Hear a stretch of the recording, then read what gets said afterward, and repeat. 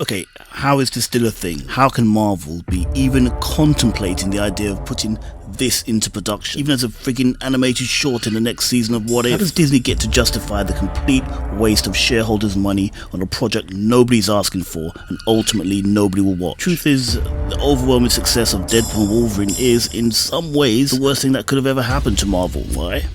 Well, because of this man.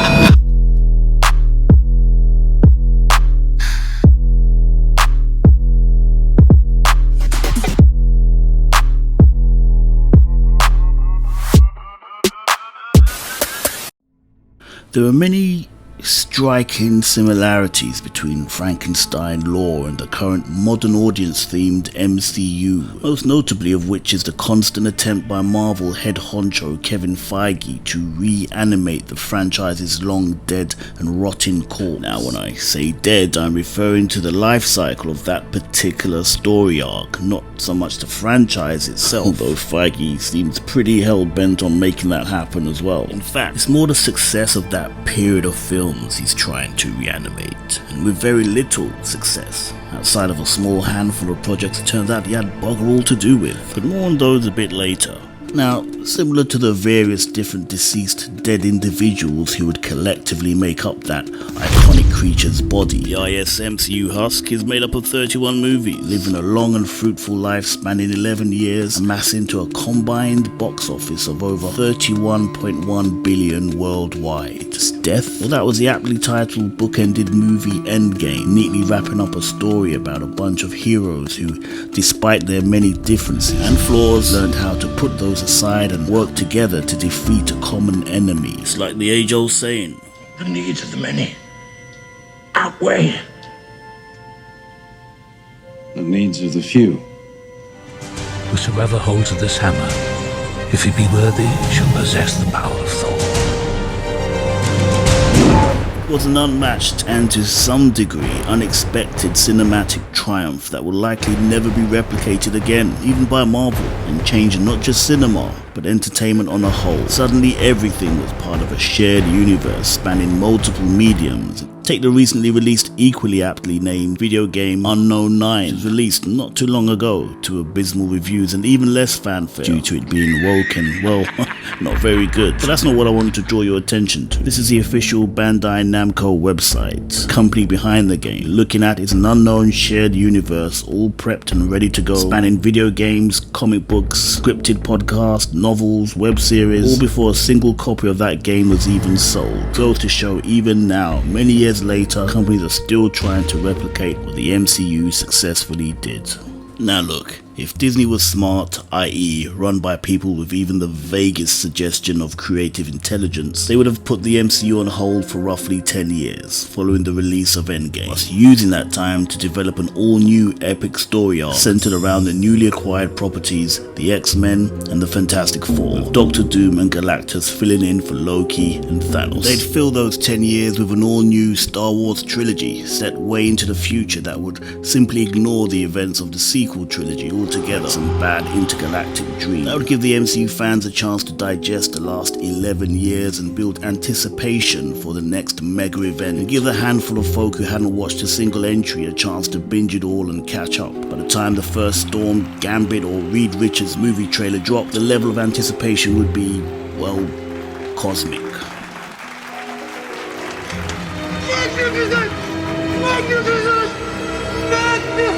But the people running those properties are not business-minded people looking to turn a profit.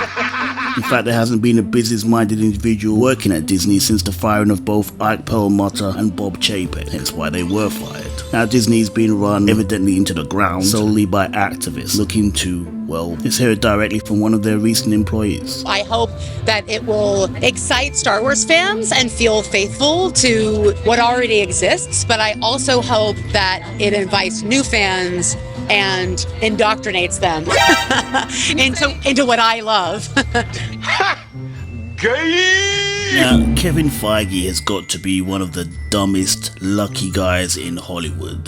There's a well-known term that goes, quit while you're ahead. It says it here, look, this phrase can be used to express the idea that one should stop doing something that's rewarding but risky before something bad happens. For the majority of phases 1 to 3, this dude was synonymous with the MCU brand, to such a degree you couldn't mention one without invoking the image of the other. Close of Endgame, this guy could have gone anywhere in Hollywood, attached himself to any property, done anything with them, and there'd be practically George Lucas level of fervor surrounding it, leaving the next poor soul at Marvel to figure out how they'll step into his boots and top what he did.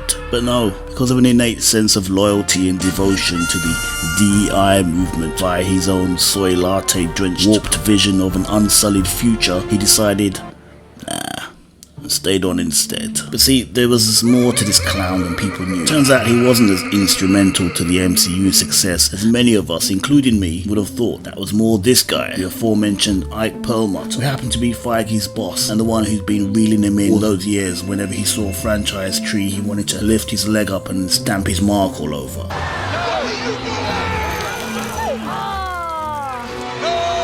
Well, he didn't take too kindly to that continually happening, so he went crying to his BFF, Bob Iger, who demoted Purlmutter. But that wasn't enough, so Feige had him fired.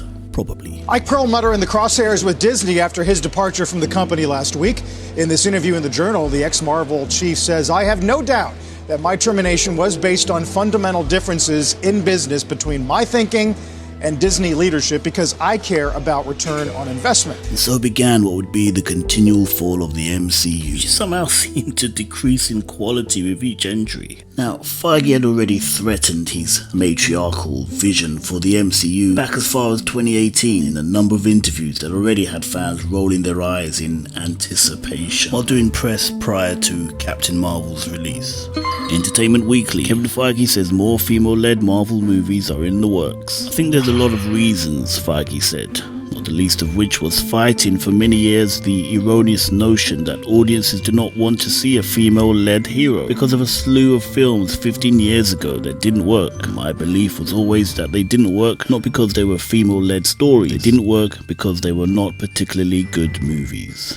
How ironic. Well, how about this? Marvel wants to build an MCU with over 50% female superheroes. I dare you. I double dare you. Eventually, I think we're going to reach a time where it's not just, listen, it would be amazing to see all of our female characters the way we've seen most. Never all male, but primarily male. What? I think we're getting to the point soon where we have so many great female characters that those are just our heroes as opposed to when are they all female or all male. It's just the Marvel heroes, more than half of which will be women. Spoken like a true man.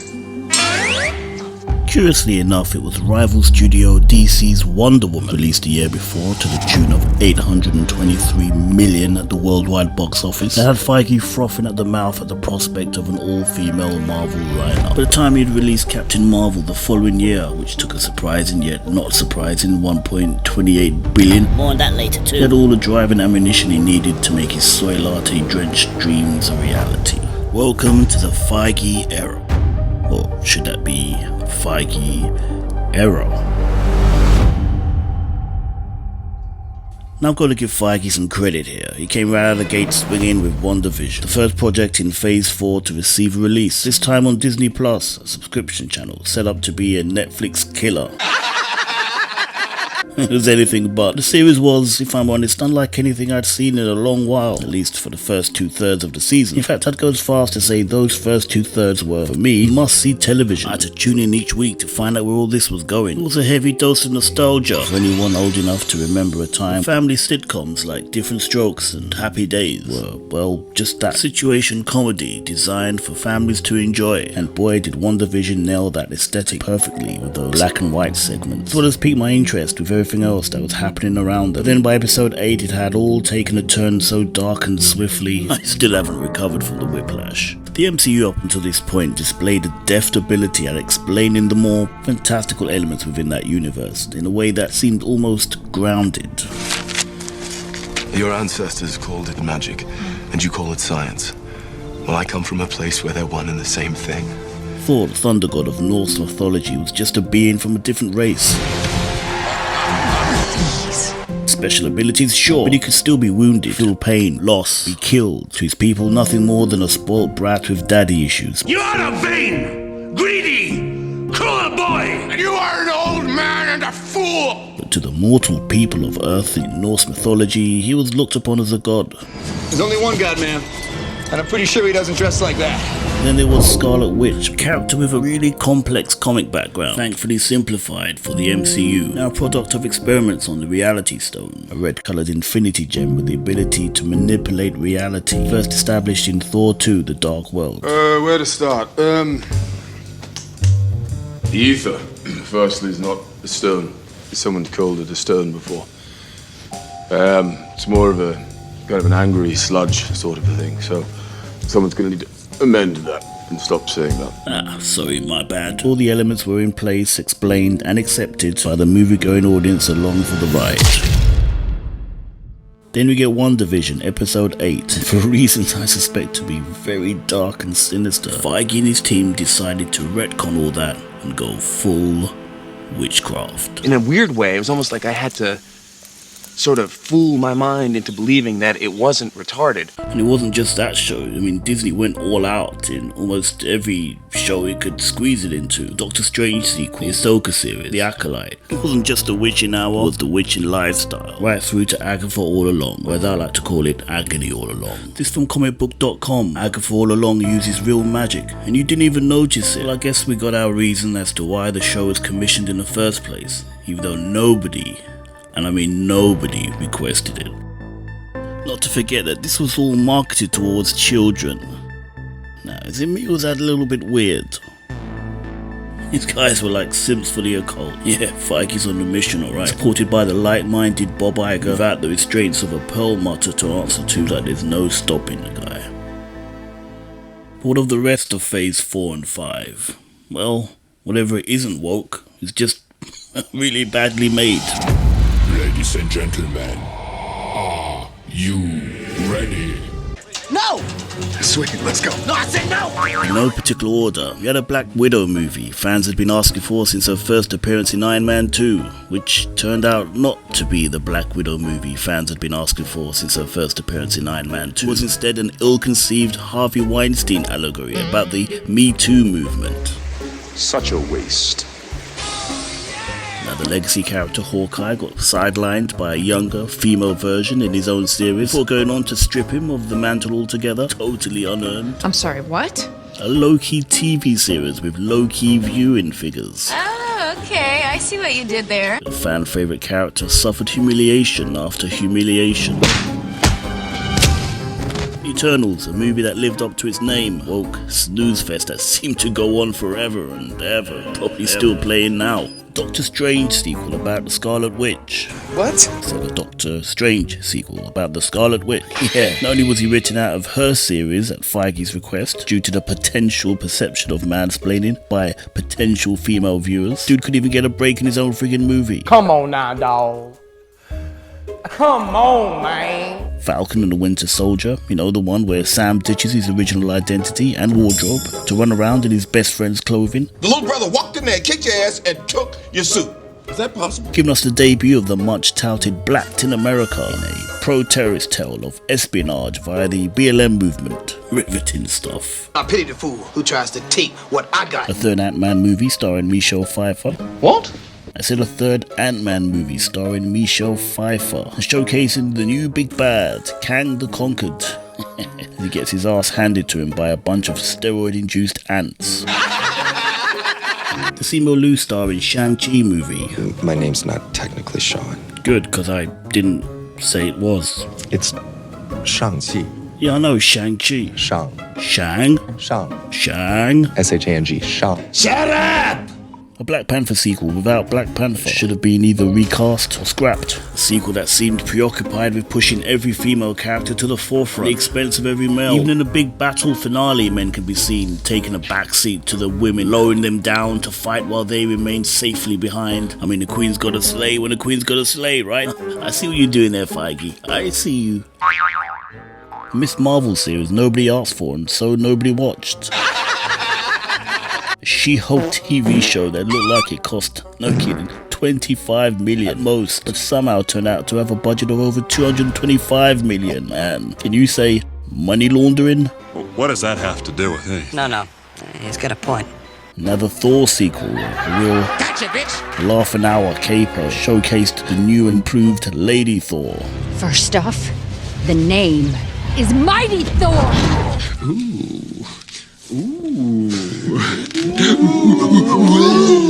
A movie that made Thor, who's supposed to be the lead character, the butt of every joke in the movie, and caused the Aussie favourite actor, with a few legacy characters left, our lad, to try and take it on the chin and blame himself for the movie's failure. It's not your fault, it's this dude here. Complete disrespect for the character and the source material, all to promote this chick.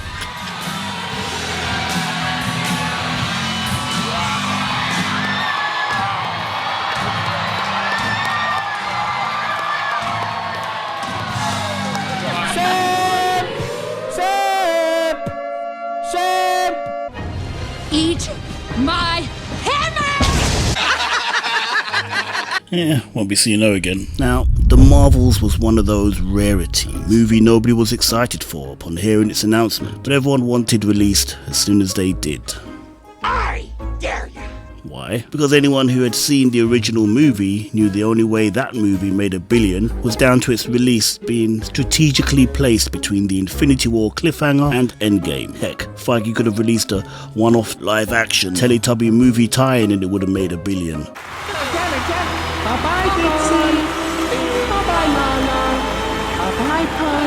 We've been saying it all along, but him and old Miss Personality herself are going around as if she and the character were the next big things. Hey, new girl. Everybody in this room is about that superhero life. Yeah, but she still didn't get it. I mean, the toys didn't sell, the little girls they catered to didn't run out and buy them. There's that weird thing about some of the screenings being sold out, but nobody was actually watching them in those screenings. Rotten Tomatoes did some tomfoolery with the old user scores. That's when that all kicked off. Flash forward to the sequel and, well, put it up on the screen again, boys. Ah yes, The Marvels ends box office run as lowest grossing MCU movie in history. That's not the kind of record you want to be breaking. I mean, this sequel was so poorly received, Brie didn't even know if she still had a job at the House of Mouse or not. How long will you play Captain Marvel for? I don't know. Does anyone want me to do it again? Don't be so modest. I don't know. I really don't know. I don't have the answer to that. It's that bad. Yeah. Now look, this video's long enough, right? Without me having to go through the many reasons why the movie sucked. Should I keep going all day? I'm out. I mean, this particular scene had me rolling up. I mean, nothing screams feminism more like a good old woman defending her weak-ass man during an alien home invasion. I mean, priceless. Speaking of invasion, how can we forget Secret Invasion? Well, quite easily, to be honest. It's the one where we get to find out Don Cheadle has been a Skrull since the Civil War. You know, always had my suspicions. Meant Rhodey has been a Skrull since Captain America Civil War. Yeah, that's it. Oh, and the washed out hobo posing as Nick Fury? His wife is also a Skrull. Now, is it a Skrull dude or a Skrull woman? Who knows? Well, I guess Fury knows, right? Right, Fury? Now, have I missed any? Sure, but you get the point. In terms of leadership, Feige is about as much direction as a blind chimpanzee suffering from vertigo. Proved time and time again he pretty much had bugger all to do with Marvel's past successes. And this is merely the beginning. Unfortunately, yeah, it is. Among the many gems heading our way, we have a race-swapped Wonder Man show starring the actor you probably should have nailed down for the Black Panther role in its sequel, Yahya Abdul-Mateen II. Complete waste of a role for a great actor. Also on the horizon is Thunderbolt, Marvel's version of DC's Suicide Squad. Because, you know, that worked out so great for them, didn't it? Some motherfuckers are always trying to ice skate uphill.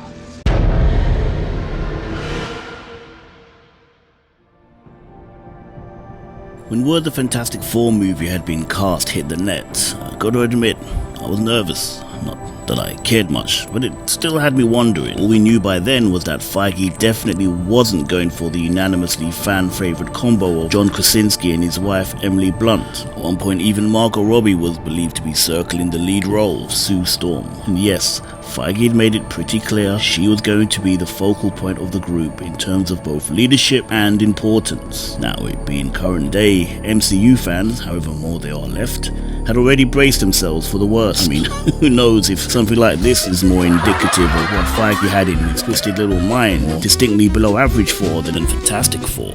But what we did eventually get was actually pretty okay, casting-wise. We had Netflix Punishers, Ebon Moss-Bacharach as the Thing. It's clobbering time! Mission Impossible's Vanessa Kirby as Invisible Woman.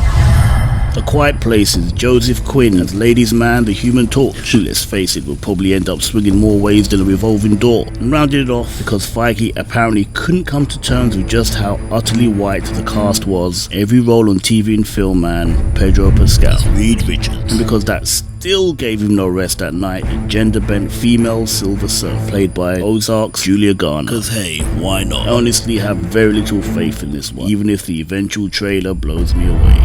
A Blade movie pitched to him by two-time Oscar winner Mahershala Ali, who in a strange twist, Feige wanted to reduce to fourth lead in his own movie. What? Fourth lead, two-time Oscar-winning actor, while the character of Blade's daughter takes top billing. I mean, this Feige dude really wants to make good on his promise all those years ago.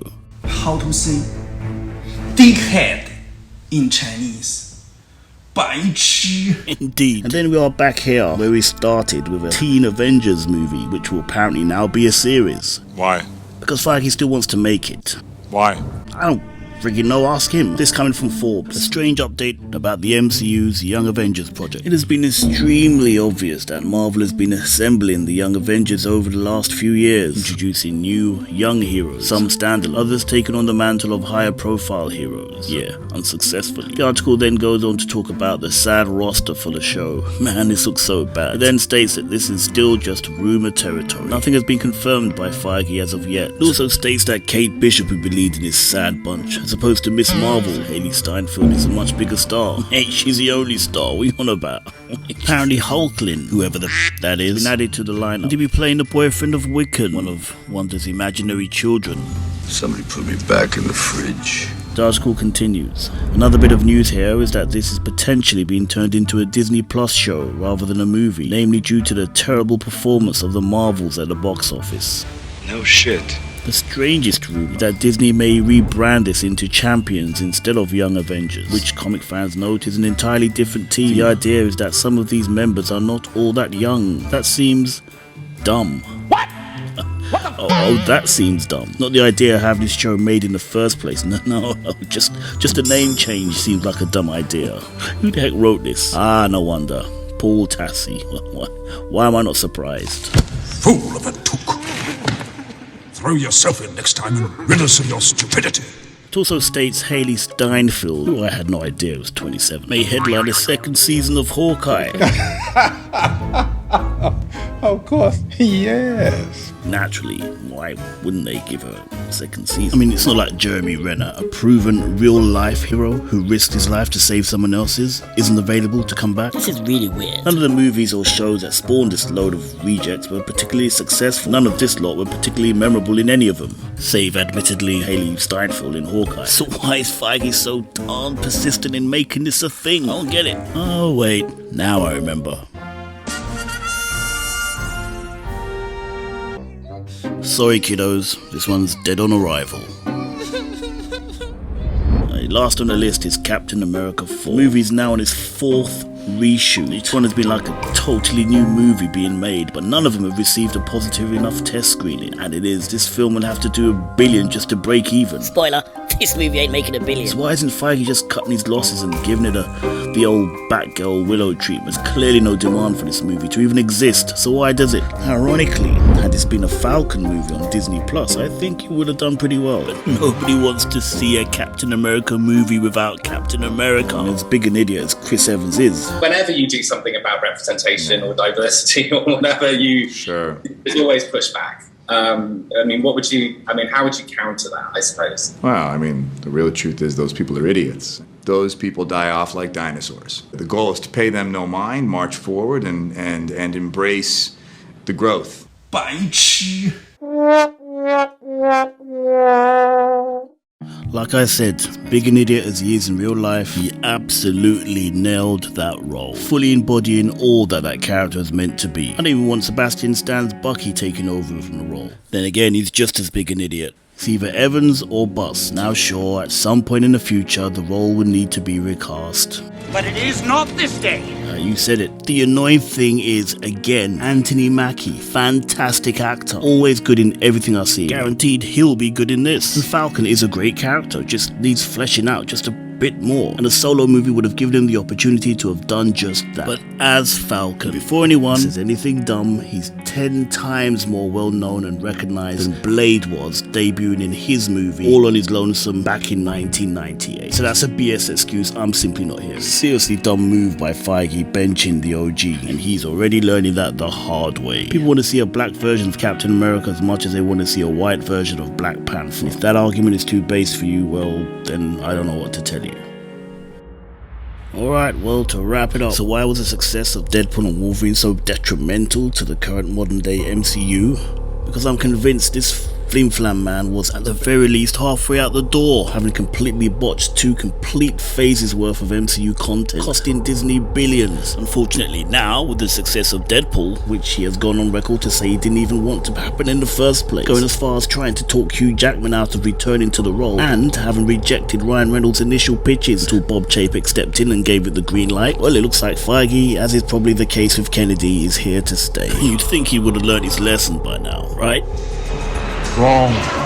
Spider-Man No Way Home, Guardians of the Galaxy Volume 3, Deadpool and Wolverine. Feige had little to nothing at all to do with any of these in terms of their success. Because if he did, they wouldn't be successful. Because this dude not only drank the Kool-Aid, he bathed in it, and then he bottled that water. And now he's trying to sell it to you as a palate cleanser. The guy literally has no plan how to move forward with the MCU. So he's gonna go back to the well. Old characters, old actors. We're putting the band back together. He's got the goods right in front of him, he just doesn't know what to do with them. So he's gonna fall back on nostalgia and bait you into watching these movies. Truth is, doesn't matter how many phases he goes through, he's never gonna change. Because I don't give a fuck. He'll give the illusion of change. But remember, it's just that, an illusion. Well, I'm about done now, finally. Now it's over to you. Comment down below, what do you think of this situation? What do you think of Kevin Feige? Was I too harsh on him? Was I not harsh enough? Smash the like button if you enjoyed the content on the way out, and I'll catch you in the next one.